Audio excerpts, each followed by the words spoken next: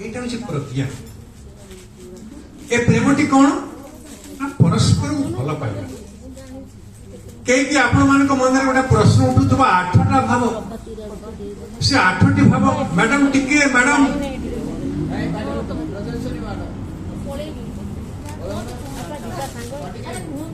रजस्वी madam टिके सब विज्ञ मान आगे बस मुझे चाहूँ आलोचना मोर आलोचना करने इच्छा नहीं मुझे कहले कौन होती किसी ना ये जो 8टी भाव प्रज्ञान लक्षण प्रेम स्नेह मान प्रणय राग अनुराग भाव महाभाव ये 8टी भाव आसला को पत्रिकार ना हूँ प्रज्ञाश्री से प्रज्ञान कथा ही कहूँ 8टी भाव कौटू आसला से विषय आम टे 10 मिनिट आलोचना कर